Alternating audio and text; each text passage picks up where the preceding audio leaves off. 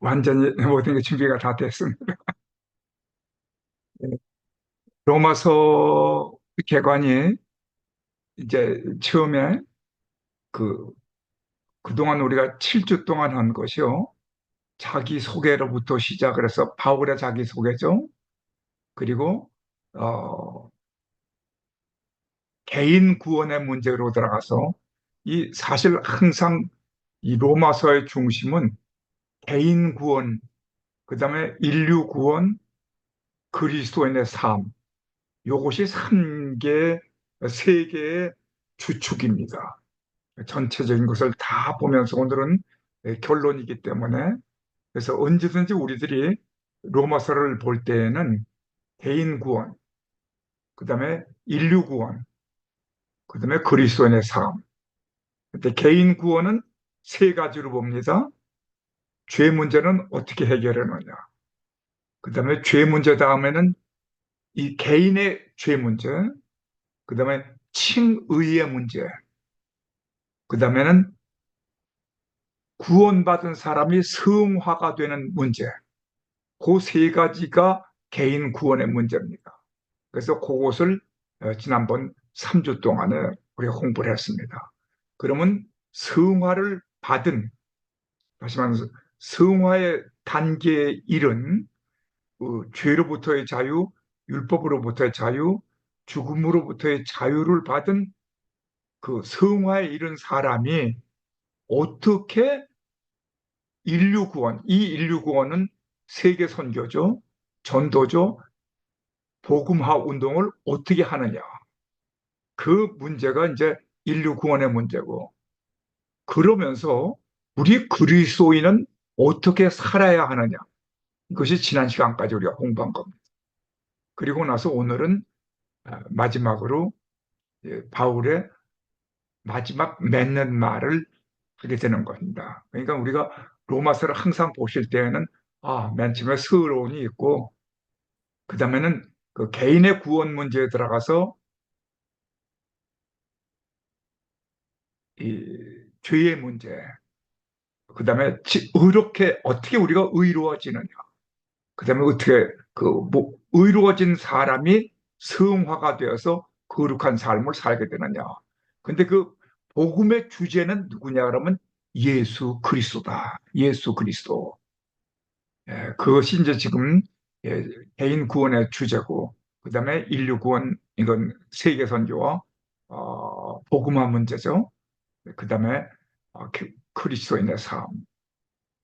자, 그래서 이제 오늘 마지막은 바울의 계획과 마지막 구원명과 축복은 어떻게 하느냐. 바울은 맺는 말에서 어, 바울의 계획을 얘기합니다.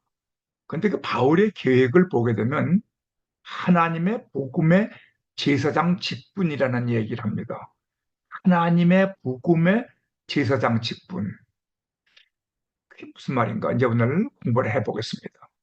개인적인 인사말을 하고 마지막 권면과 축복으로 끝납니다.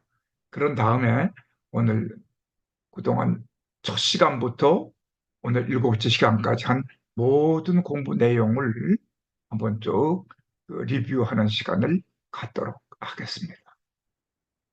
근데 여기 바울의 로마서 15장에서 맺는 말에서 바울의 계획을 얘기하는데 어떤 얘기를 하냐 그러면 거기서 이 하나님께서 내게 주신 은혜로 말미암아 이런 말을 합니다.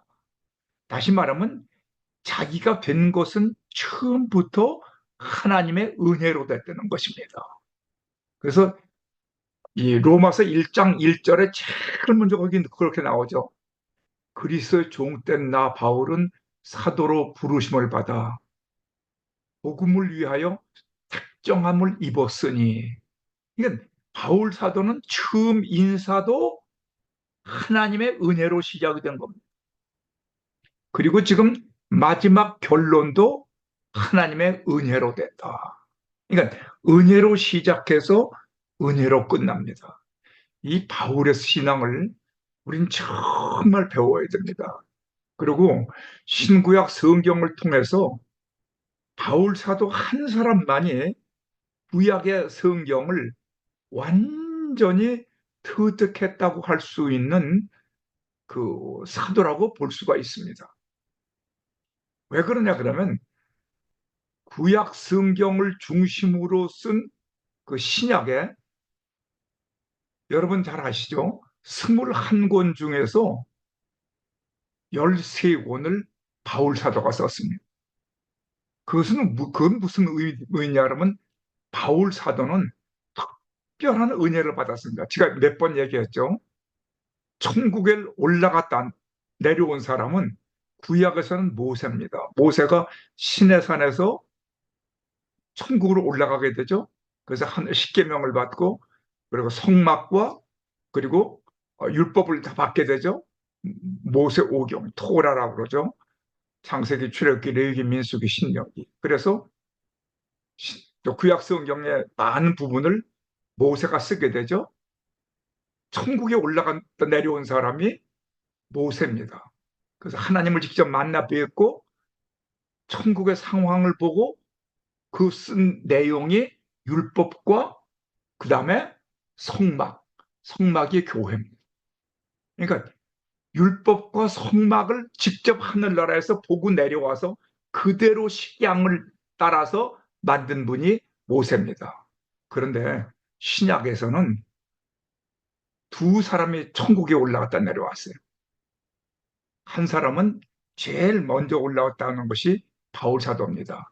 그것이 어디에 나오냐 그러면 고린도전서 고린도 후서 12장 12장을 보게 되면 고린도 후서 12장 그러면 바울 사도가 천국에 올라갔다 내려.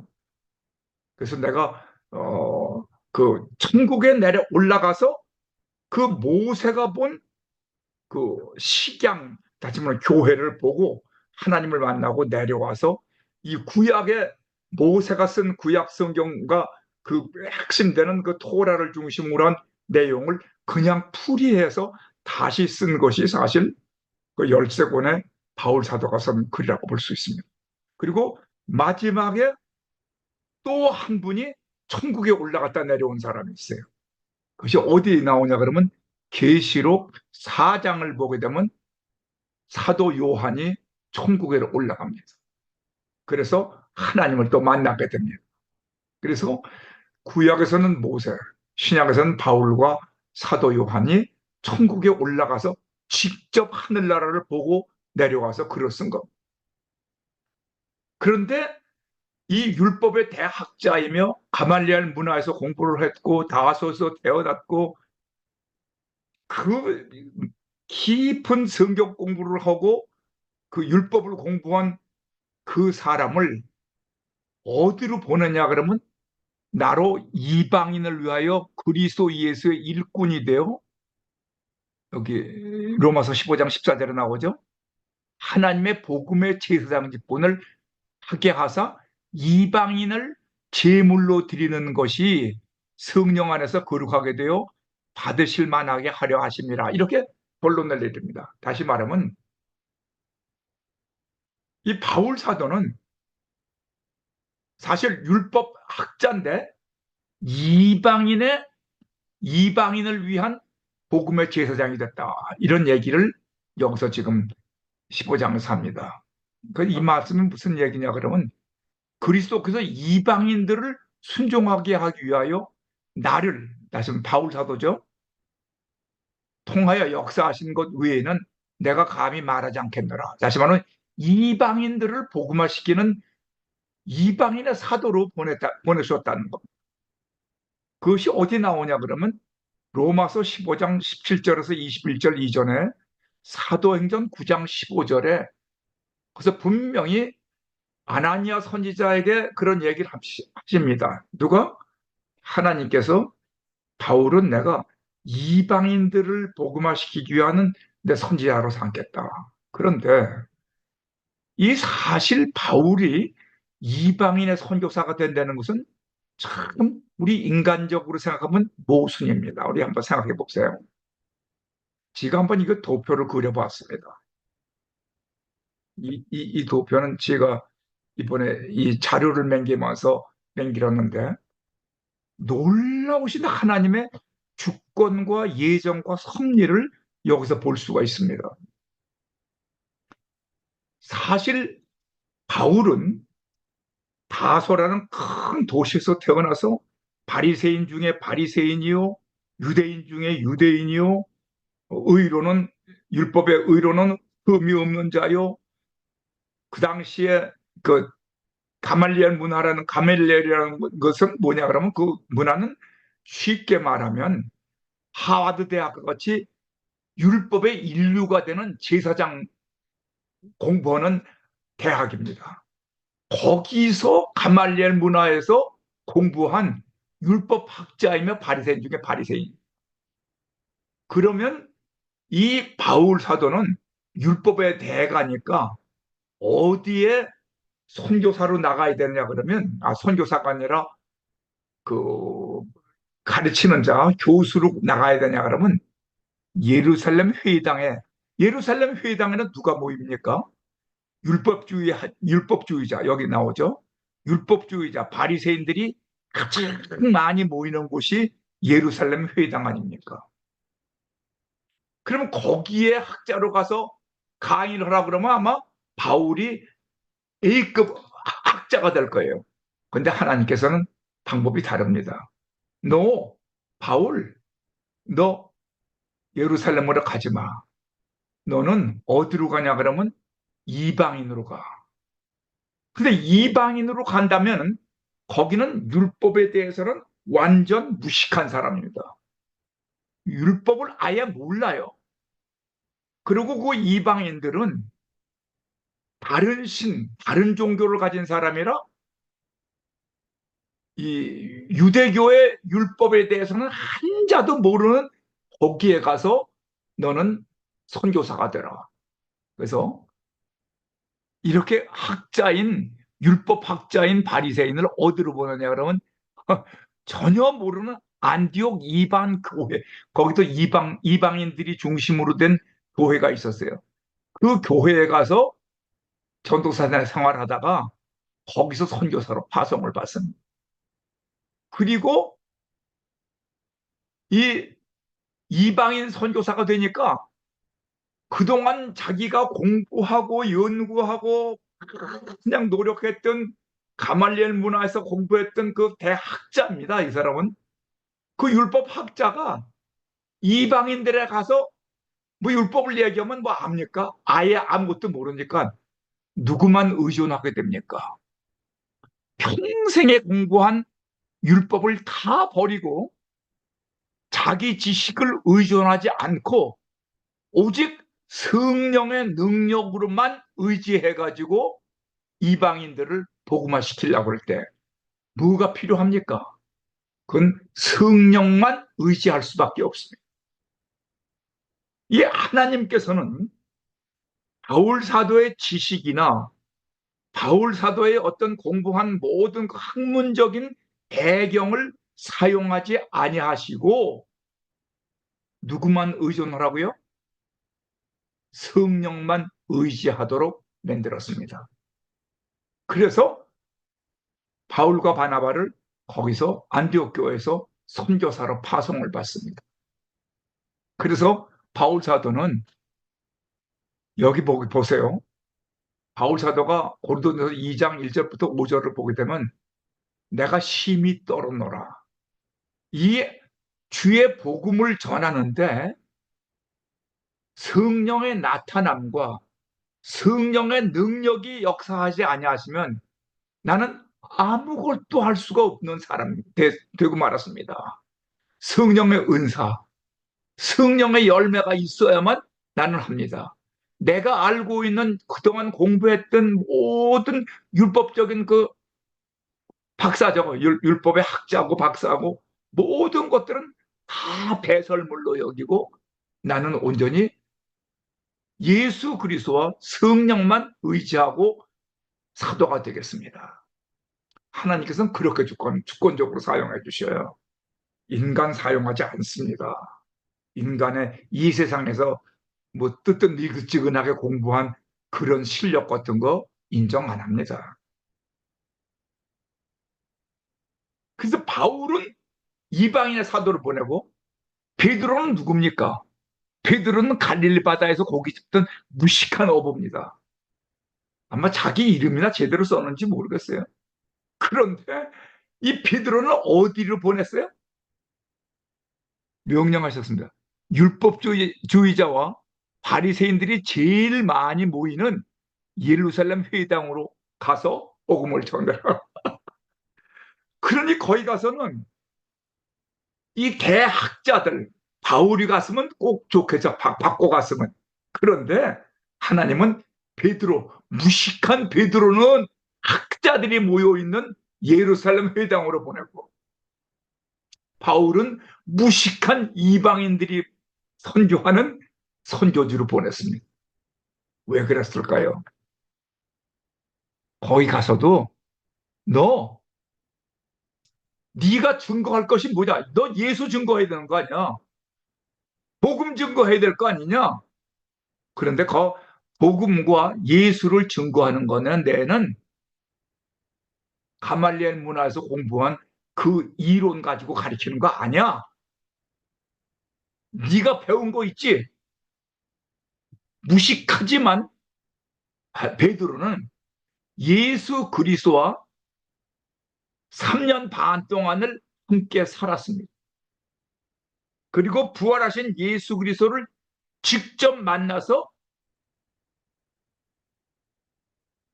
예수님께 꾸중도 듣기도 하고 칭찬도 듣기도 했고 했던 너 그 복음 있지? 그 예수만 전해. 그럼 이 베드로는 무식한 사람이니까 아는 거는 예수 그리스도는 주는 그리스도시요 살아계신 하나님의 아들이십니다. 어디 나와요? 마태복음 16장 16절에 나오죠. 너 그 말씀만 전해. 예수 그리스도는 주는 그리스도시고 완전히 메시아 그리스도다. 그리고 예수 그리스도는 누구야? 하나님의 아들이다. 다시 말하면 우리 인간을 만드실 때 하나님께서는 창세기 1장 26절에서 분명히 하나님의 형상과 모양으로 만들었어요. 형상은 뭡니까? 거룩함입니다. 하던 계시록 4장 8절에 나오죠. 그리고 요한일서 1장 요한일서 4장 8절하고 16절을 보게 되면 하나님은 사랑이라고 그랬어요. 예수 그리스도는 하나님이신데 그분은 거룩하고 사랑이다. 그것만 전하는 거예요. 그 율법주의 학자들 그 이론적인 거 가지고 복음 전하지 마. 예수 그리스도만 전해. 그 예수 그리스도만 전하려면 예수 그리스도의 거룩함과 사랑. 하나님의 방법은 놀랐습니다. 그래서 그 말씀이 어디 나옵니까? 베드로전서 1장 15절과 16절 보세요. 너희도 모든 행실에 거룩한 자가 되라. 내가 거룩하니 너희도 거룩할지니라. 이 거룩과 사랑만을 전하는 거예요. 예수 그리스도는 주는 그리스도다. 그분은 하나님이시다. 말씀이 육신이 되어 우리 가운데 거하심에 그 영광을 보니 아버지의 독생자의 영광입니다. 예수 그리스도의 거룩함과 사랑을 통한 예수는 그리스도시요 살아계신 하나님의 아들이다. 이것만 율법주의자들에 가서는 전하고 그래서 그들을 변화시키고 그러면 성령의 역사하신다. 바울사도는 네 지식, 네가 알고 공부한 거 다 버리고 성령만 의지해라. 이 성령은 어디입니까? 창세기 2장 7절에 하나님의 생기로 사람을 만드셨잖아요. 그래서 여기를 보게 되면 베드로서 2장 9절과 베드로서 1장 10절과 11절을 보면 왕 같은 제사장이요 거룩한 나라 이 말씀이 거기서 나오게 되는 겁니다. 그러니까 우리가 이 복음을 전할 때에도 저도 이 깊은 내용을 공부하기 전에는 신학교에서 공부를 많이 해야 되겠다 그래서 뭐 풀러도 나오고 뭐 여기도 가보고 뭐 칼빈 신학대학도 가고 뭐 공부를 많이 했어요.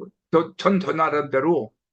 그런데 지금 와서 생각하니까 아, 내가 세상에서 공부한 것으로 강의하는 것이 아니고 내 지식으로 내가 그동안 뭐 신학교나 이런 데서 의도 들은 거 가지고 강의하는 게 아니고 정말 바울사도 같이 엎드려 기도하고 성령 내가 충만할 때 하나님이 주시는 그 말씀을 가지고 내가 말씀을 전해야지 다른 사람이 감동을 받는 거지.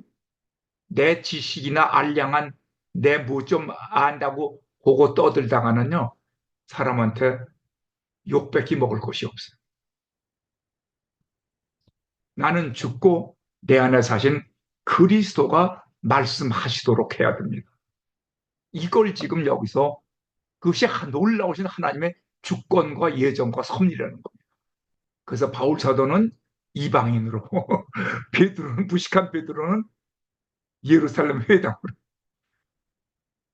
그래서 결과적으로는 바울이 전한 것도 아니고 베드로가 전한 것도 아니에요. 누가 전했어요? 성령 하나님이 전하셨고 베드로가 만났던 예수 그리스도 주는 그리스도에 살아계신 하나님의 아들이시라는 그 신앙의 고백, 그 믿음이 있죠. 그 믿음, 주는 그리스도시여 살아계신 하나님의 아들이라는 그 믿음, 마태복음 16장 16절, 그 믿음 위에 교회가 서진 거 아닙니까? 그러니까 그 믿음을 우린 전해야 되고 성령을 전해야만 교회가 살고 내가 사는 줄로 믿습니다. 우리의 지식으로 하는 거 아니에요. 저는 이 말씀을 보면서 아, 그렇구나.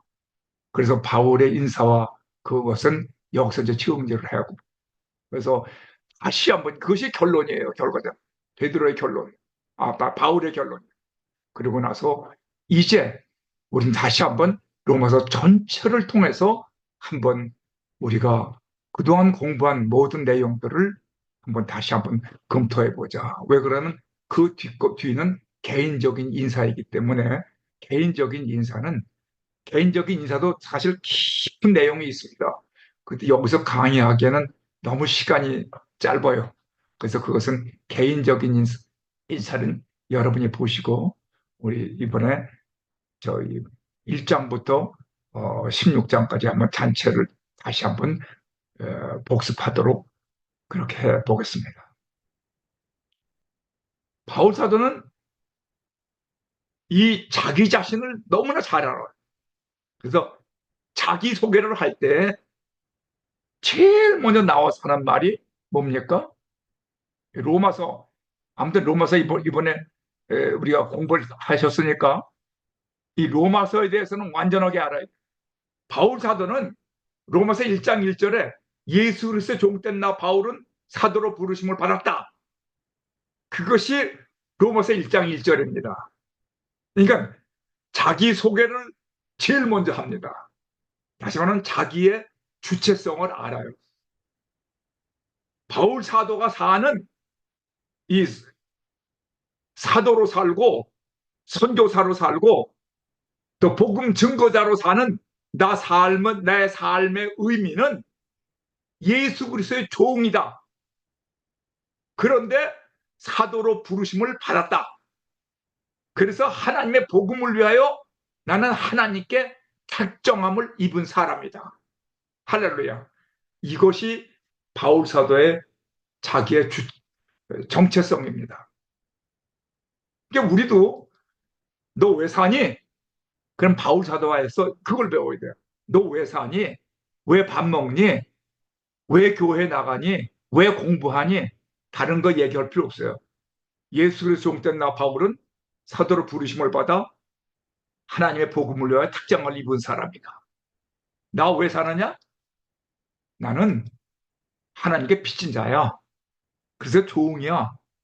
그래서 하나님의 사도로 부르심을 받아서 내가 사는 삶의 목적은 이 복음을 증거해야 돼. 그래서 하나님께 택정함 받은 사람이야. 내 삶의 의미는 그것뿐이야. 이 주체성을 가져야 돼. 그 복음이 뭔데? 복음은 이 복음은 하고 중간에 띄고 나서 제일 밑에 두 번째 줄 보세요. 곧 우리 주 예수 그리스도다.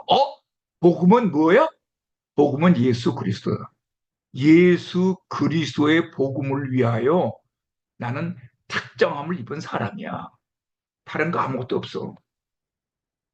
그래서 이것이 어디 나오냐 그러면 로마서 14장 7절과 8절에 나오죠. 내가 살아도 누구도 자기를 위해 사는 자가 없고 자기를 위해 죽는 자가 없다. 나는 살아도 주를 위하여 살고 죽어도 주를 위하여 죽나니 사나 죽으나 주의 것이로다. 이 완전히 자기의 정체성을 확 한마디로 여기서 로마서 1장 1절에서 딱 정해놓은 겁니다. 그래서 여간에서요 아주 그랬었죠. 파울로스 둘로스 크리스토 예수. 예, 파울로스 둘로스 크리스토 예수. 이게 여기 이제 헬라어로 그냥 나오는 거예요. 나 왜 살아? 나는 예수의 종된 사람이야. 그 왜 네가 종이냐? 여기 나오죠. 체주의 빚을 갚지 못하면 체주의 노예가 된다. 이건 율법이에요. 율법은 너무 잘 알잖아요. 자기는 8일 만에 판례를 받았고 이스라엘 족속이요, 베냐민 지파요, 히브리인 중에 히브리인이요, 율법으로는 바리새인이요, 열심으로는 교회를 박해하고 율법의 의로는 흠이 없는 자야 나는. 그런데 이걸 다 배설물로 여겼어. 왜? 율법에 빚을 못 갚으면 체주의 노예가 된다 그러는데 난 예수 그리스도의 그 사랑의 빚, 십자가의 빚을 갚을 길이 없어. 그럼 난 노예야, 노예. 예수의 노예야. 그래서 조금 전에 얘기한 바로 이 얘기가 나오는 거예요. 예수 그리스도의 종된 나 바울. 난 예수 그리스도의 종이야. 그래서 복음을 내가 특장함을 입은 사람. 다른 거 얘기하지 마. 우리의 삶의 목적이 바울 사도와 같은 그 신앙을 가지고 살아야만 우리의 삶에 의미가 생기고 또 보람이 있을 뿐만 아니라 하나님께서 우리의 삶을 책임져 주시는 줄로 믿습니다. 이게 바로 제가 그림을 그려봤어요. 이 복음은 하나님의 선지자들을 통하여 그의 아들에 관하여 구약 성경에 미리 약속하는 것이다. 이 복음은 예수 그리스도이시며 하나님의 아들이시다. 은혜를 인하여 믿음으로 말미암아 구원을 얻었나니 이것이 물세례를 받은 거죠. 예수 믿고 구원받은 거. 그러면 그래서 사도의 직분을 받고 부르심을 받았다. 이건 성령 세례죠. 그래서 바울 사도는 이 성령의 권능을 받았어요. 그래서 육신으로는 예수 그리스도가 예수 그리스도는 누구예요? 다윗의 혈통으로는 또 아브라함과 다윗의 자손으로 예수 그리스도의 계보라. 마태복음 1장 1절에 나오죠. 그래서 바울 사도는 예수 그리스도는 이그 예수 그리스도가 복음이라는 그 내용에 대해서 지금 로마서 1장 2절부터 나온 말이 바로 이 말씀입니다. 성결의 영어로는 이렇게 돼서. 그래서 예수 그리스도의 이름을 위하여 그리스도의 것으로 부르심을 입은 자다. 이 부르심이라는 것이 여기 나오는 거예요. 로마서 1장 5절 6절. 예수 그리스도의 것으로 부름을 받았어요. 여러분, 예수 그리스도의 것입니다.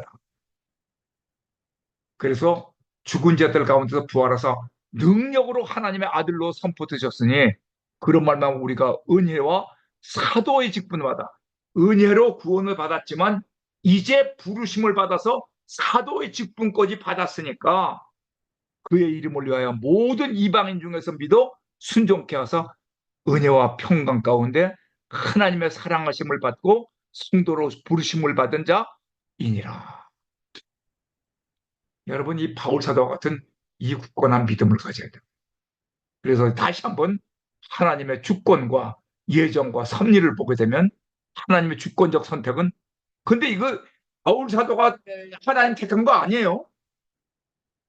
바울 사도는 그 당시에 사울로 이 크리스천들을 오히려 잡아서 그 대제사장들에게 인계하려고 크리스천 잡으러 가는 중 아니에요? 그런데 하나님의 주권적으로 다메섹 도상에서 바울을 꽉 붙잡은 겁니다. 빛이 확 비치고, 그리고 눈을 멀게 하시고 사울을 사울아 사울아 부르신, 그것이 하나님의 부르심입니다. 그것은 하나님의 예정이었습니다. 그런데 그것이 은혜입니다. 모든 사람은 다 구원받은 거 아니에요. 바울 사도와 같이 구원받은 사람 그렇게 많아요? 바울 한 사람입니다.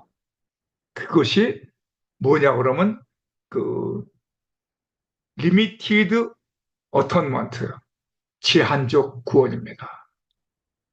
제한적 구원.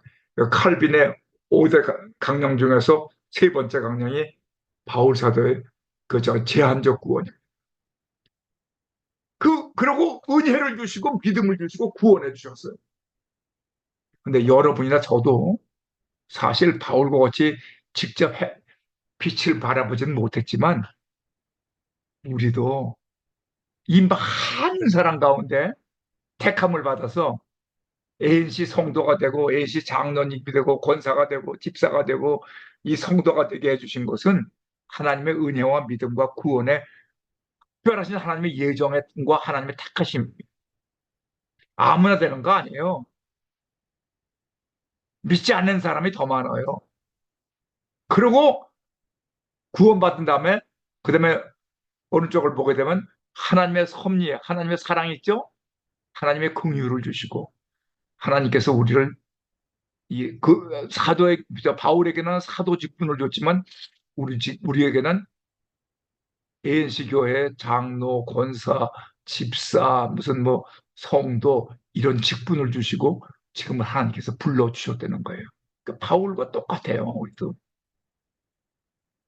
그래서 우리도 바울 사도 같이 바울의 정체성, 그 믿음의 확신, 구원의 확신, 난 하나님의 딸이다, 난 하나님의 아들이다, 이 확신을 가지고 믿음으로 사시기를 바랍니다. 이 뜻은 에베소 1장 4절부터 6절 보게 되면 여기 나오죠. 창세 전에 그리스도 안에서 우리를 택하사. 우리를 택해 주신 건 언제 택했어요? 창세 전에. 와, 그것이 어디 나와요? 우리는 아담의 후손이기 때문에 전적 타락입니다. 전적 부패, 토탈 커럽션. 완전히 하나도 구원받을 사람이 없을 때. 그런데 거기에 뭡니까? non conditional election. 뭡니까? 무조건적 선택이에요. 이런 은혜가 어디 있습니까? 내 사정과 뭐 형편과 네가 뭐 했다 그런 거 안 봐요. 무조건적 선택이에요. 그런데 무조건적 선택은 그 전적 부패된 상태에서 무조건적 하나님의 뜻에 의해서 우리를 택해 주시고 거기다가 근데 우리는 제한적 구원받은 그 은혜 속에 살게 되는 거예요. 그래서 irresistible grace, 불가항력적 은혜로 우리가 이렇게 택함을 받았다는 겁니다. 그 은혜, 여러분, 우리가 이제 ANC 성도가 되고 같이 이렇게 신앙생활 한다는 게 얼마나 축복인지 아십니까? 아, 특별히 우리 김태형 목사님 아래에서 이렇게 지금 ANC 교회, ANC 오늘의 교회에서 함께 신앙생활하는 거, 이거 복 중에 복입니다. 우리가 그냥 소홀하게 생각하면 안 돼요. 이것이 첫 번째 개인의 구원 문제, 원죄, 자범죄, 그건 다 아시죠? 지금 시간이 없으니까 그냥 지나가겠습니다. 그래서 우리는 처음에 최초의 아담은 이렇게 거룩한 하나님의 형상, 모양, 아까 있죠? 베드로에게 하나님의 형상과 모양, 이것이 거룩과 뭡니까? 또 하나가 사랑이죠. 거룩과 사랑. 그래서, 그리고 생기. 바로 베드로는 이것만 정하죠. 주는 그리스도시에 살아가신 하나님의 아들이십니다. 이걸 전한 거예요. 1번을. 율법주의 학자들에게. 그런데 선악과를 따먹고 완전 타락했죠. 그래서 우리 자아 속에 지금 이것이 지금 이거 여기 있는 그 로마서 사실 이 7장에 나오는 거예요. 내 안에 두 자아가 있다. 두 자아가 있다는 것이 3번입니다. 왜? 하나님의 영이 내 안에 들어와 있고 내 안에 내 본래의 자아가 있다는 거죠. 근데 예수 믿지 않는 사람은 2번입니다. 2번. 이래서 완전히 지옥으로 들어가게 되죠. 근데 우린 이 두 사람이 있어요. 서로 싸웁니다. 늘 투쟁을 합니다. 그래서 우리가 교회 가고 또 이 로마서 강해반에 들어오고 이렇게 되면은 5번이 됩니다. 이렇게 성령 충만한 상태가 되어서 내가 나 자아를 이기고 성령 충만합니다. 그러나 다윗같이 집에서 생각하고 쉬면서 이 생각 저 생각하다가 그러면 마귀가 슬슬 와서 바세바를 보여주죠. 목욕하는 걸. 그러면 그 유혹에 빠져서 살인을 하게 되고 6개와 7개를 범하게 되는 거예요. 그때는 우리가 정신 바짝 차리고 깨어서 기도하는 가운데 살아야 될 줄로 믿습니다. 그것이 바로 이 그림이죠. 이거 맨 처음부터 얘기했지만 이건 넌 크리스천입니다. 왼쪽 거는. 가운데 거는 성령 충만한 상태에 회개한 상태입니다. 그런데 오른쪽 거는 이 다윗이 범죄한 상태다. 예수는 있긴 있어요. 그런데 회개하지 않은 성도, 믿음이 연약한 성도. 그래서 우리는 이 항상 가운데 사람, 회개하고 믿음으로 사는 성도가 되어서 온전케 하시는 주여 예수를 바라보라. 히브리서 12장 2절에 나오죠. 그래서 예수를 바라보고 성령 충만한 가운데 살아야 될 줄로 믿습니다. 그럼 도대체 죄는 무엇이냐? 이 죄에 대하여 하면 예수를 믿지 않는 것이라고 분명히 나와 있습니다. 그런데 우리 이것은 지난번에 말씀을 드렸기 때문에 지금 시간이 많지 않아서 여기서 간단하게만 말씀드리겠습니다. 우리가 이 보혜사 성령님이 오셔서 우리를 향하여 자꾸 깨우쳐 주십니다. 죄에 대하라면 그들이 나를 믿지 아니하는 것이다. 그 예수를 믿지 않는 것이 죄입니다. 근데 이 죄는 죄에서부터 자유함을 얻으려면은 예수 믿고 구원받으면 되죠. 그런데 사실 예수 믿고 구원받은 것은 은혜로 구원을 받았습니다. 구원을 받았지만 로마서 10장 9절과 10절 보면 마음으로 믿어 의에 이르고 입으로 시인하여 구원에 이른다. 그런데 우리가 또 죄를 짓는 거란 말이에요. 그것은 예수님의 탄생, 고난, 예수님의 죽으심, 예수님의 부활, 예수님의 승천, 예수님의 재림, 그리고 예수님의 천년왕국과 새 예루살렘 성에서 사는 이 7가지를 이 7가지를 내 마음속에서 망각하고 다시 내 생각대로 사는 것이 죄라는 거죠. 그래서 여러분들은 이건 지난번에 말씀을 드렸기 때문에 시간이 많지 않아서 다시 한번 깊이 말씀은 드리지 못하지만 이 7가지를 늘 생각하시면서 예수님의 탄생에 내가 동참한다. 예수님의 고난에 내가 동참한다. 예수님의 죽으심, 십자가의 대속에 내가 동참한다. 예수님의 부활, 새 생명, 중생에 내가 동참한다. 예수님의 승천, 중보자의 기도에 내가 동참한다. 예수님의 재림, 백보자 심판에 내가 재림한다. 내가 동참한다. 그리고 천년왕국과 새 예루살렘 성에 내가 동참하는 은혜 가운데 있다. 이것을 깊이 생각하시면서 이 말씀을 좀 보시기 바랍니다. 그러면 이 칭의란 무엇인가? 그래서 이 죄 가운데 있는 나에게 내 힘으로는 죄에서부터 자유함을 얻을 수가 없죠. 그러니까 내 힘으로는 자유함을 얻을 수 없고 내가 죽어야만 죄로부터는 자유로울 수 있어요. 죽은 사람은 죄 안 짓습니다. 그럼 내가 죽는 것이 무엇이냐? 구약에서는 구약에서는 할례와 육신의 할례와 마음의 할례가 있습니다. 마음의 할례는 신명기 30장 6절에 나올 거예요. 그러면 내가 할례를 받음으로 내가 죽는다.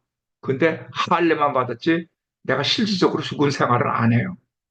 그렇기 때문에 신약 시대에 와서는 세례가 있습니다. 내가 물속에 들어갈 때 나는 죽고 또 내가 나오면서 부활하는 거죠.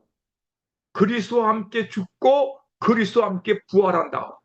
그래서 내가 완전히 죽어서 산단 말이죠. 죽어서 산다. 물속에 들어갈 때 죽고 나올 때는 부활한다. 그러니까 내가 죽어서 살아야 되는데 죽어서 살질 못해. 그러니까는 예수님께서는 부활 승천하실 때 승천하기 직전에 무슨 말씀을 하셨습니까? 우리가 사도행전 1장 5절에 분명히 성령으로 세례를 받으라고 그랬어요. 내가 하늘에 올라가면 요한복음 16장에 나와요. 너희들에게 성령을 보내줄 테니까 네가 성령으로 충만함을 받아서 성령 안에서 성령의 힘으로 네가 죽어라. 성령 충만한다는 것은 성령 안에서 나는 죽고 내 안에 사신 성령님, 내 안에 사신 그리스도가 사는 것이 성령 충만입니다. 그래서 예수님께서는 너 죽어라. 죽어야만 너는 살 수가 있다. 누가복음 9장 23절이죠. 네, 9장 23절일 겁니다. 거기를 보게 되면 누구든지 나를 따라오려거든 자기를 부인하고 자기 십자가를 지고 나를 쫓을 것이니라. 자기를 부인하고 그건 뭡니까? 자아가 죽고 자아가 죽는 거예요. 자기를 부인하는 것은 내가 없는 거니까 자아가 죽는 거. 자아가 죽어야만 내가 하나님의 뜻이 내 뜻과 하나가 되는 겁니다. 그래서 자아가 죽고 하나님의 뜻이 내 뜻과 하나가 될 때, 그 다음에 자기 십자가를 지고, 자기 십자가를 지고는 육신의 십자가는 예수님이 지셨기 때문에 우리 보고 육신의 십자가를 지란 말 안 하십니다. 우리는 그럼 육신의 십자가가 아니고 뭐냐? 그리스도와 함께 십자가를 졌기 때문에 그리스도와 함께 다시 부활했다. 그 말은 내가 너희를 사랑하고 같이 십자가에서 내가 너희를 위하여 죽은 것과 같이 너는 다른 사람을 위하여 사랑으로 살아라. 이 사랑으로 사는 것이 우리가 져야 할 십자가입니다. 그것이 요한복음 13장 34절에 나옵니다. 내가 너희를 사랑한 것 같이 너희가 서로 사랑해. 나는 육신의 십자가를 지고 직접 네 대신 죽었지만 너 또 죽으면 안 되잖아. 그러니까 너는 내가 너를 사랑한 것 같이 내 이웃을 사랑하는 일을 할 수 있지 않느냐. 근데 사랑한다는 것은 사실 죽는 것과 마찬가지입니다. 내가 죽어야만 다른 사람 사랑할 수 있습니다. 이건 그래 놓고는 예수님 말씀하십니다. 너는 나를 믿어라. 믿음으로 생기는 의로워진다. 그것이 칭의입니다. 칭의란 말은 예수 그리스도 십자가에서 이룩하신 의가 근거가 되고 우리의 믿음이 방편이 되어서 하나님께서 일방적으로 우리에게 죄 없다고 법적으로 선언해 주시는 행위를 말합니다. 그래서 예수 안에 있는 성령으로 말미암아 하나님의 은혜로 값없이 의롭다 하심을 얻은 자 되었으니 예수 그리스도 믿는 자는 지난날의 모든 죄는 하나도 남김없이 용서를 받았고 의롭다고 칭함을 받는다 이 말입니다. 그래서 칭의란 말은 지금 그 말씀드린 거니까 시간이 많이 가서 그대로 이것은 여러분이 읽어주시기 바랍니다. 이 교재를 보시고 그래서 이것에 칭의로 설명을 좀 하겠어요. 죄란 무엇인가? 하나님을 떠나서 내 마음대로 사는 것이 죄입니다. 죄는 율법 있기 전에도 있었습니다. 죄의 삭은 사망입니다. 그래서 하나님은 우리의 죄값을 예수 그리스도를 통하여 다 지불하게 해주세요. 페이드. 그리고 전적 타락한 나를 예수를 믿음으로 구원받는 길을 열어주신 거예요. 그리고는 칭의인이라고 불러주십니다. 이것은 전적인 하나님의 은혜입니다. 그런데 그렇게 구원받은 사람은 하나님의 뜻에 따라서 무조건적 선택이고 제한적 구속이란 거예요. 모든 사람 다 구원받는 게 아니야. 그럼 우리가 그럼 모든 사람 다 구원받지 않았으면 우리가 전도도 쓸 데가 없네요. 근데 아니에요. 죽을 때까지 전도해야 돼요. 선교해야 되고. 왜 그런지 아세요? 누가 구원 무조건적 선택을 받은 사람인지 누가 제한적 구속에 해당되는 사람인지 아무도 몰라요. 하나님만 아세요.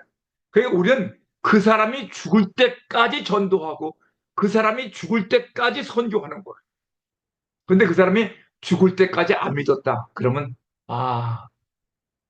제한적 구속에 해당이 안 된 사람이라구나. 무조건적 선택이 들지 않았구나. 그 사람이 죽은 다음에서나. 그 죽기 전까지는 우린 전도해야 돼. 그래서 근데 구원받은 사람은 뭐예요? 하나님의 은혜로 구원받았으니까 이 하나님의 은혜로 구원받은 사람은 그 다음에 은혜를 인하여 믿음으로 말미암아 구원을 얻었나니 이것이 너희에게서 난 것이 아니요 하나님의 선물이라고 그랬잖아요. 이 하나님의 선물로 구원받았어요. 내가 구원받았는데 내 속사람은 살아있거든요. 이 속사람이 이제 죽어야 돼요. 구원받았기 때문에 하나님이 구원받았는데 내 속사람이 살아있으면 그 끝까지 내 속사람이 죽지 않고 살아있으면 어떻게 되느냐. 네, 하나님의 은혜로 구원받은 사람은 속사람이 살아있어도 천국에 갑니다. 근데 이 세상에서 사는 동안에 그 사람은 무덤 속에서 살아요. 무덤 속에서.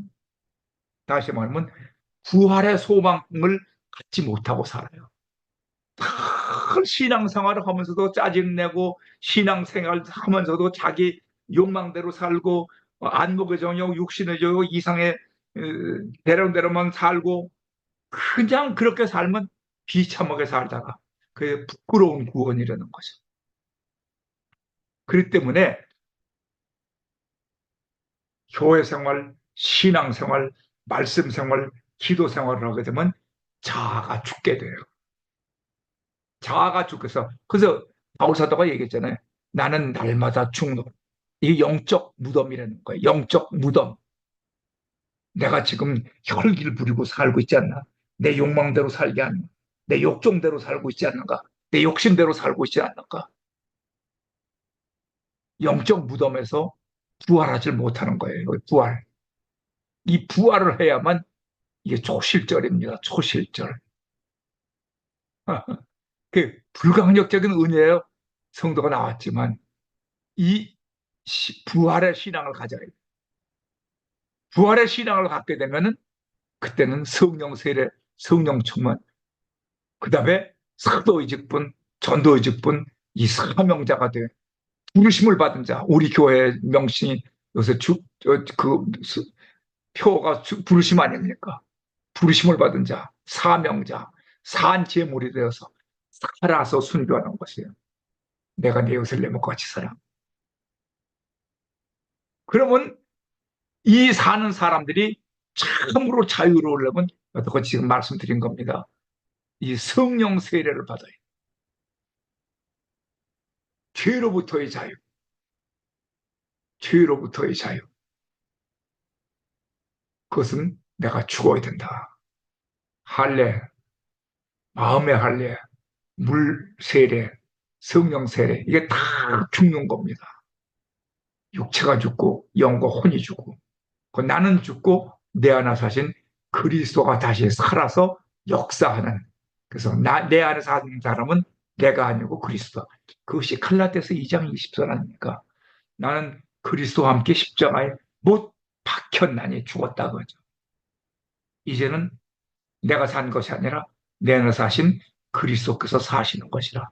내가 육체 가운데 사는 것은 나를 사랑하사 나를 위하여 자기 자신을 버리신 우리 주 예수 그리스도 안에서 믿음으로 사는 것이다. 할렐루야. 이게 바로 죄로부터의 자유입니다. 이 죽어야만 내가 죄로부터 자유로울 수가 있어요.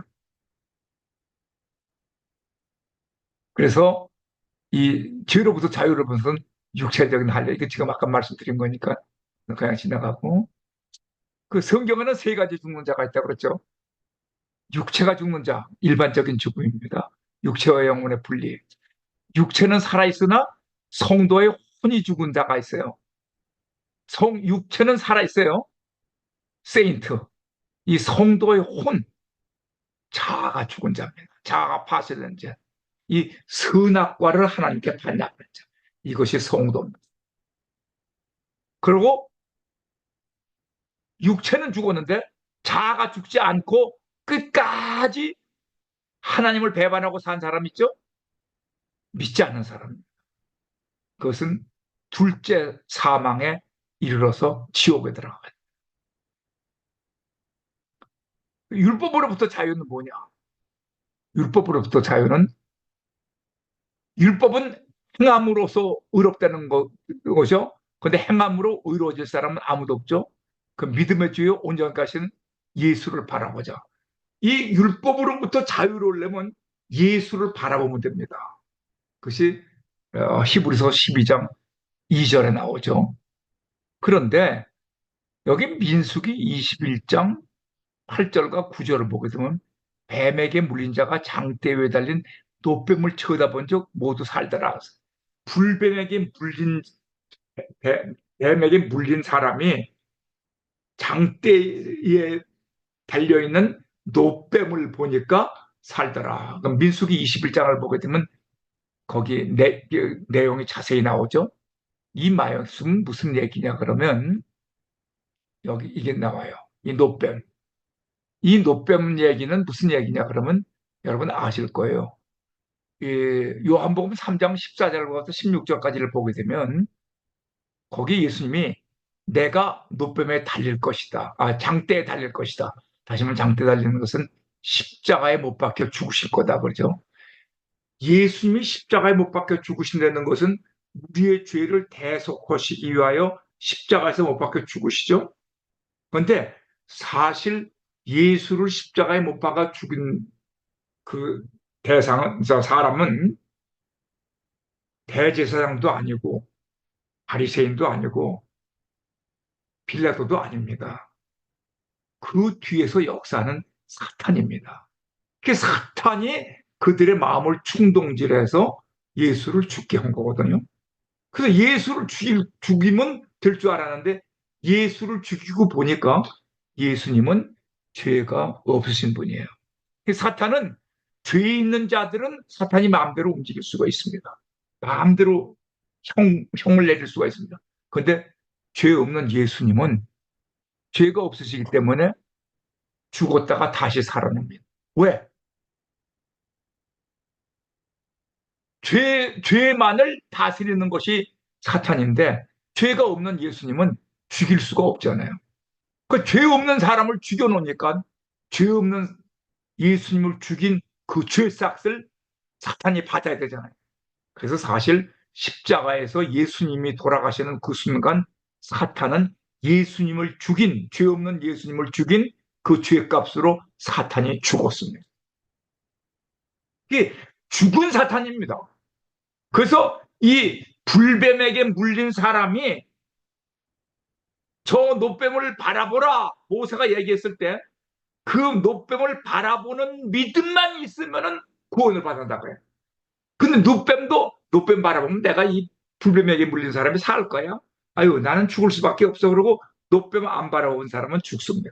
근데 노뱀을 바라보면 살리라 하는 그 모세의 말씀을 믿은 사람은 믿고 노뱀을 바라본 사람은 독기운이 없어지고 다시 불뱀을 물린 사람이 살아났다는 얘기입니다. 이것이 뭐냐면 예수를 바라보면 살아난다고. 이게 놀라운 하나님의 진리입니다. 그래서 예수를 바라볼 때 우리는 죽음으로부터 자유함을 얻을 수 있다는 거예요. 이게 바로 여기에 나오는 거예요. 이것이 율법으로부터의 자유입니다. 예수 그리스도를 믿음으로 난 의, 그래서 영에 속한 자, 칭의인인 내가 예수를 바라보면 나는 믿음으로 살아나는. 그래서 죽음으로부터의 자유는 나의 자아가 죽어야, 내 자아가 죽으면은 예수를 바라볼 수가 있는 거예요. 그래서 여길 그 에스겔서 37장 11절을 보게 되면 그 육체가 어느 정도로 썩었냐 그러면 여기 얘기했죠. 육체적 죽음, 무덤, 고래, 뱃속에서 육체적 자유가 없다. 무덤에서 자아가 완전히 파쇄가 됐다. 그러면 자아의 죽음, 다시 말하면 자아가 죽었다는 것은 영적 죽음이죠. 근데 거기 보세요. 에스겔 37장 11절을 보게 되면 뼈들이 말랐고 우리의 소망이 없어졌으니. 그러니까 내 뼈가 말랐고 다 내 소망이, 다시 말하면 자아가 말랐고 자아의 뼈가 말랐고 소망이 없어졌다는 것은 자아가 완전히 멸절됐다는 거예요. 자아가 죽었다고 해요. 그랬더니 그 무덤 문을 누가 열어줘요? 37장 12절 보세요. 그러면 너는 대언하여 그들에게 이르기를 주 여호와의 말씀에 내 백성들아 내가 너희 무덤을 열고 응? 너희를 거기서 나오게 하고 이스라엘을 땅으로 들어가게 하리라. 누가 열어줘요? 하나님의 문을 열어주셔요. 무덤 문을. 그리고 또 내가 내 영을, 그리고 나서는 성령을 부어주신다고 여기 써 있잖아요. 너희, 너희 속에 두어. 내 영을 너희 속에 두어 너희가 살아나게 하고 부활하고서 해서 또 너희로 하여금 이제 복 땅에 들어가게 하리니. 그러면 부활 생명을 갖는 자. 다시 말하면 부활의 생명. 이제는 무덤 속에서 사는 내가 아니라 이제는 부활해서, 다시 말해 초실절이죠. 다시 땅에서 살아나서 부활하신 예수 그리스도와 더불어 소망 가운데 사는 하나님의 백성들이 된다는 거죠. 그것이 영적 군대가 되는 거예요. 진리가 너희를 자유케 하리라. 여기 나오죠. 그러므로 예수께서 자기를 믿는 유대인들에게 이르시되 내가 내 말에 거하면 참으로 내 제자가 되고 진리를 알지니 진리가 너희를 자유케 하리라. 이 진리가 누굽니까? 학문이 아닙니다. 여기 요한복음 14장 6절 보세요. 내가 곧 길이요 진리요 생명이니 나로 말미암지 않고는 아버지께로 올 자가 없다. 진리가 누구예요? 예수 그리스도입니다. 예수 그리스도만이 우리를 진리 가운데서 우리를 자유케 하는 것입니다. 그래서 우리는 죄로부터의 자유, 온전히 내가 죽어야만 죄로부터의 자유가 있다. 근데 죽는다는 의미는 내 속에 자아가 죽는 걸 아까 말씀드렸죠. 이 죽는 방법은 성령으로만 내가 죽을 수 있어요. 성령 충만을 받으면 내가 사는 것이 아니라 성령께서 내 안에 사시기 때문에 나는 죽었고 내 안에 성령께서 사시는 거예요. 율법으로부터 자유는 예수 그리스도를 믿는 것이에요. 예수 그리스도를 바라보고. 그리고 죽음으로부터의 자유는 뭐예요? 예수 그리스도와 함께 다시 우리는 부활하는, 부활의 소망을 가지고 살아야 됩니다. 부활한 성도의 삶은 성령 안에서 거룩한 산 제물로 사는 것입니다. 그래서 그리스도 안에서 영적으로 부활한 성도들은 성령 안에서 거룩하게 살아야 됩니다. 그럼 거룩하게 사는 것은 어떤 것이냐? 하나님 중심으로 산다. God first. 이 God first가 주일 성수, 또 하나님께 받은 바 은혜와 사랑에 감사한다는 것은, 이것은 11조 생활, 영적으로 부활한 성도의 거룩한 삶은 매일 성경 읽기와 기도 생활, 하나님께 부르심을 받은 사명자의 삶은 산 제물의 삶, 살아서 순교하라. 이 네 가지 말씀에 대해서 좀 자세하게 좀 우리가 공부를 하도록 하겠습니다. 여기를 보게 되면 우리 인류 온 구원이 이루어지잖아요. 근데 보세요. 에덴 동산에서부터 지금까지 누가 정말 구원받은 이스라엘 백성인가? 아, 이스라엘 백성은 지금 이스라엘에서 전쟁하고 하마스하고 전쟁하고 있는 그들 아닙니까? 네, 그렇게도 볼 수가 있어요. 그런데 지금 지난번에 우리가 로마서 공부할 때 공부했죠. 이방인에 대해서 요한복음 1장 12절을 보세요. 영접하는 자 곧 그 이름을 믿는 자들에게는 하나님의 자녀가 되는 권세를 주었으니 이는 혈통으로나 혈통, 육정으로나 사람의 뜻으로 나지 아니하고 오직 하나님께로부터 난 자들이라 그랬죠. 그러니까 인류 구원은 이스라엘 민족을 통해서 구원받는 것이 아니라 예수 그리스도를 통해서 구원받는 것입니다. 그래서 여기 한번 혈통을 한번 쭉 훑어보세요. 에덴 동산에서 아담, 그다음에 홍수 심판에서 노아 다 망했죠. 시날 평야에서 바벨탑을 심판, 메소포타미아에서 셈, 아브람을 부르셨죠. 그 셈의 자손인데 이 본토 친척을 떠나. 근데 셈이 어떻게 됩니까? 셈 자손 중에서 하란 땅에서 아브람을 부르시죠. 근데 아브람이 지금 어디로 갑니까? 가나안 땅으로 갔죠. 그때까지도 혈통을 그냥 유지했어요. 그러나 거기서 이 가나안 땅에서 건져 나온 사람은 66명 뿐입니다. 그리고 요셉은 애굽에서 지내면서 누구 바로의 딸하고, 바로의 제사장의 딸하고 결혼하죠. 아스나시라고. 그래가지고 이방 여자하고 결혼합니다. 그러면 거기에 네 사람. 그럼 벌써 거긴 요셉 한 사람 빼놓고는 셋은 다 가짜예요. 가나안 7족속에서 막 통합이 이루어집니다. 430년 동안 요셉, 저희 바로 애굽 사람들하고 막 혈액이 섞입니다. 아수리아한테 포로가 됩니다. 바벨론에서 다 통합을 합니다. 메데파사에서 다시 통합합니다. 헬라에서 통합합니다. 로마에서 통합합니다. 그러면 이스라엘 가족 70명의 순수한 혈통이 이미 이방인과 완전히 통합이 되어버렸습니다. 누가 이스라엘 민족입니까? 영적 이스라엘. 없어요. 그러니까 여기서 우리가 누가 이스라엘 사람인가? 여기 이제 쭉 보게 되면 누가 예수를 못 박았는가? 유대인이냐? 본디오 빌라도냐? 누가 끝까지 바울을 죽이려고 했나? 유대인이냐? 로마 군인이냐? 로마 정치가들이냐? 오히려 이방인 천부장이 바울을 구해줬잖아요. 그렇기 때문에 우리들은 여기서 분명한 영적 이스라엘을 알아야 됩니다. 하나님의 택하신 백성. 창세전에 그리스도 안에서 택하사 그의 깊으신 뜻대로 예정하신 자. 오실 자 그리스도를 믿는 자. 그건 구약이죠. 오신 예수 그리스도를 믿는 자가 참된 영적 이스라엘 민족인 줄로 믿습니다.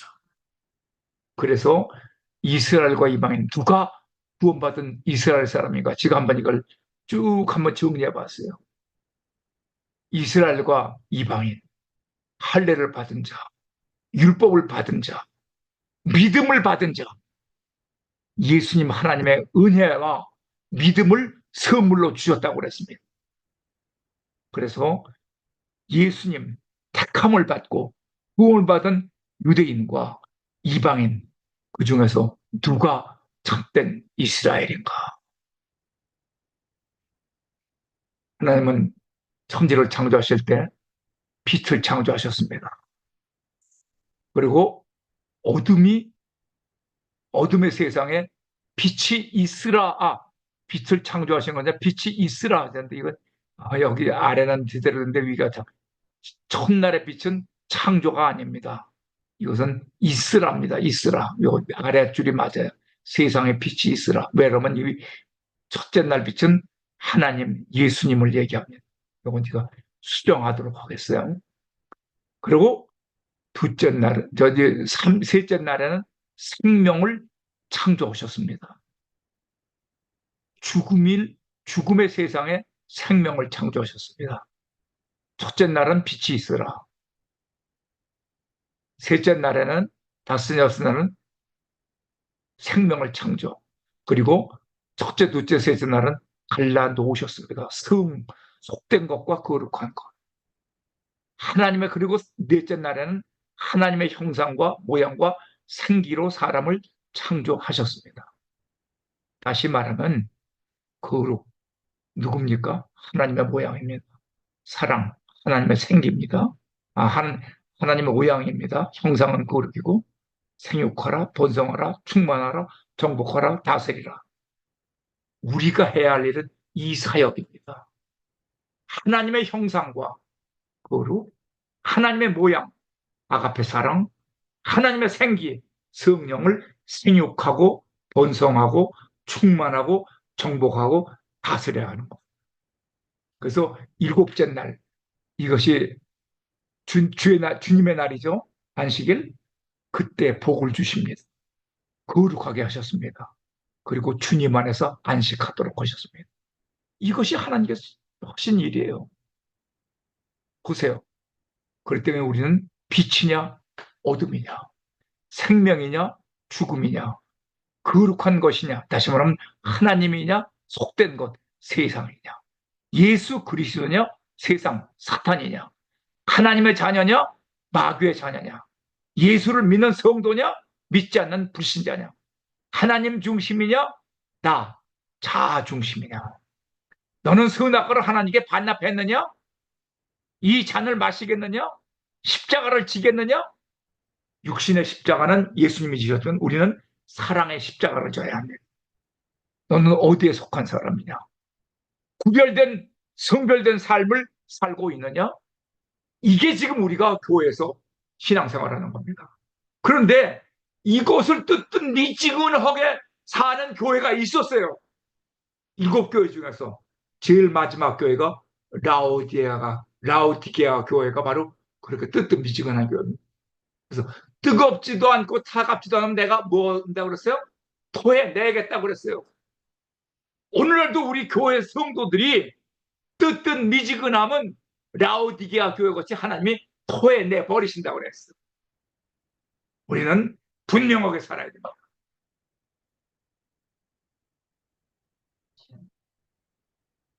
그래서 어떻게 살아야?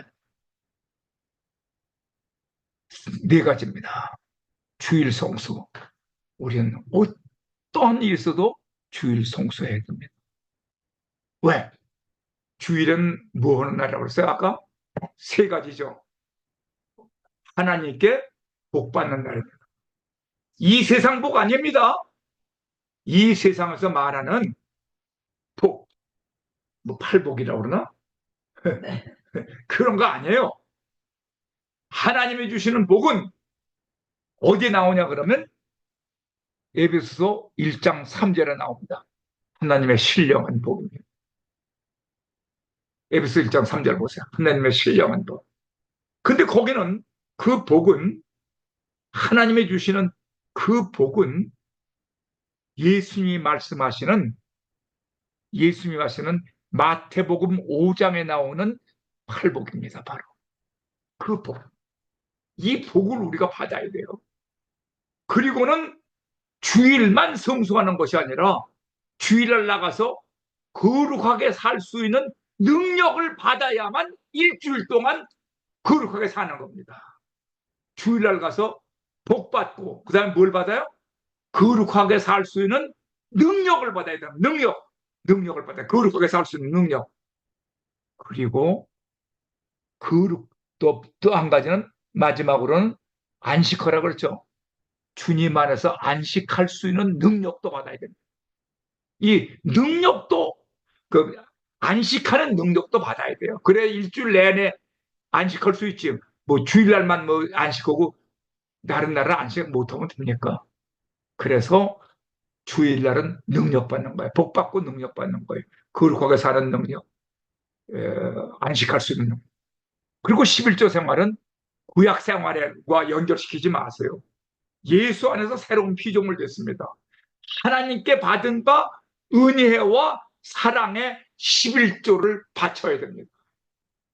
하나님께 받은 바 은혜와 사랑 얼마나 큽니까?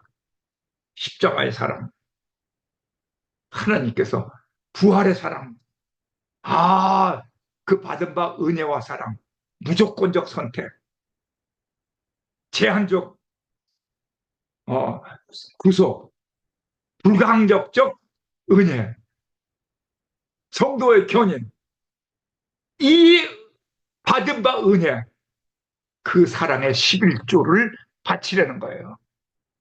10의 10을 다 바치면 우리 못 살잖아요. 그러니까는 10의 9는 너 마음대로 쓰고 10의 1조는 하나님께 바쳐라. 그러니까 우린 11조 생활을 꼭 하시기 바랍니다. 이번에 로마서에 나오신 분은. 저는 11조 생활 하시기 바랍니다. 그것이 복받는 길입니다. 그리고 성령 안에서 거룩한 삶을 살다. 이 거룩한 삶이 여기 나옵니다. 지금 보세요. 이겁니다. 하나님의 말씀과 기도로 거룩하여짐이에요. 세례로 연합된 삶. 다시 말하면 세례로 연합되는 것은 그리스도와 함께 물속에서 죽었고 그리스도와 함께 땅속에서 부활했다. 죽음과 부활이 세례입니다. 그 다음에 믿음으로 연합한 삶을 살아야 돼. 나는 네 안에 있고 너는 내 안에 있다. 나는 예수님 안에 있고 예수님은 내 안에 있다. 그래서 오직 의는 믿음으로 말미암아 산다. 여러분, 믿음으로 연합한 삶, 예수 그리스도와 내가 예수 그리스도를 믿는다. 그게 뭡니까? 예수님 안에서 사는 거 아니에요. 요한복음 15장 3절 4절에 나는 네 안에 있고 넌 내 안에. 십자가와 부활로 연합한 삶. 요한복음 11장 25절에 보세요. 누구든지 살아서 나를 믿는 자는 죽지 아니하고 그리스도와 함께 지금 예수 그리스도를 믿는 사람은 그리스도와 함께 죽었고 그리스도와 함께 다시 부활한 삶을 사는 거. 이 부활의 십자가의 신앙생활까지 하는 사람들은 있어요. 뭐 고난에 동참한다, 무슨 뭐 십자가를 지고 가는 사람 뭐 여러 가지 많이 있는데 부활에 연합한 자가 되어야 됩니다. 이 부활에 연합한 자라는 것은 무슨 뜻이냐 그러면 이게 굉장히 우리 캐도릭하고 우리 저이 프로테스탄트하고의 그 차이점이 거기에 있는 것 같아요. 제가 지난번 한번 멕시코 선교를 갔을 때 교황이 멕시코에 방문한 적이 있었어요. 그래서 거기 내가 뭐 직접 거기는 가진 못했지만 이제 TV로 봤는데 이 교황이 오셨다 그래서 보니까 지팡이를 집었는데 지팡이가 십자가의 지팡이더라고요. 근데 십자가의 지팡이인데 그 자루가 있는 손 자루 잡는데 거기에 예수님이 이렇게 매달린 것이 보여요. 그런데 나는 그 순간 진짜 속에서 확 화가 나더라고요. 아니, 손잡이 거기에 이제 위에 예수님이 거기 이제 십자가에 달려 있는 것을 물론 뭐 예수님을 상징해서 붙였다고는 하지만 그건 예수님이 아니라 꼭 올챙이 새끼 같아요. 예수님은 십자가에서 죽은 예수, 또 어린 예수, 그 성당에 가게 되면 어린 예수, 그 아기 태어난 마리아 품에 안겨있는, 또 뭐 심장에 이제 뭐 이렇게 저희 돌아가신 예수, 죽은 예수, 왜 그것만 보여줍니까? 예수님은 우리를 대속하시기 위해서 십자가에서 죽으신 것은 사실이에요. 근데 3일 만에 부활하셨어요. 그리고 부활하신 다음에 지금 수천 년을 수백 년, 수천 년을 살면서 지금 예수님은 강하게 능력 있는 부활하신 예수님으로 지금 역사하고 계시고 활동하고 계신데, 왜 죽은 예수, 십자가에서 죽은 예수, 어린 예수만 보여줘요? 예수님을 부활하신 예수를 봐야 돼요. 그게 어디 나와요? 고린도 전서 15장 55절에 나오죠. 사망아 너 이기는 곳이 어딨냐? 사망아 너희 쏘는 곳이 어딨냐? 이미 예수님은 부활하셨어요. 그래서 그 부활하시고 지금 우리 성도들을 붙잡고 부활하시는 하나님이, 우리 예수님이 이끌고 다니면서 능력으로 지금 역사하고 계십니다. 우린 부활하신 예수님과 연합되어야 돼요. 예수님은 죽지 않으십니다. 3일 동안만 죽으신 것은 온전히 십자가에서 죽으셨다는 것을 확인하시는 것 뿐이에요. 십자가에서 즉시 살아나신 거예요, 사실은. 우린 그리고 성령으로 연합해야 됩니다. 이제는 부활하신 예수님이 이 땅에 오신 것이 성령님이십니다. 성령님이 성령 하나님 아닙니까? 육신으로 오신 분은 예수님, 하나님이 육신으로 오신 분은, 인카네이션에서 육신으로 오신 분은 예수님. 왜 육신으로 오셨어요? 우리의 죄를, 우리가 육신을 갖고 있으니까 우리의 죄를 대속하시기 위하여 하나님이 육신으로 오신 분은 예수님. 예수님이 죽으신 다음에 우리에게 보내주신 자는 성령 하나님, 성령 예수님, 바로 성령 하나님, 육신으로 오신 예수 하나님, 성령 하나님. 그 성령 하나님과 우리가 하나가 됐잖아요. 그리고 성령 하나님은 우리에게 권능을 주시잖아요. 그것이 성령 세례입니다. 오순절 때 그 성령이 우리에게 임하셨잖아요. 그래서 우리는 지금 성령 하나님께 붙잡혀서 예수 믿고 구원받은 우리들은 하나님의 도구로, 하나님의 성도로, 세인트, 거룩한 하나님의 성도로 이 세상을 싸워나가는 하나님의 군사들인 줄로 믿습니다. 로마서는 그렇게 간단하게 끝나지 않습니다.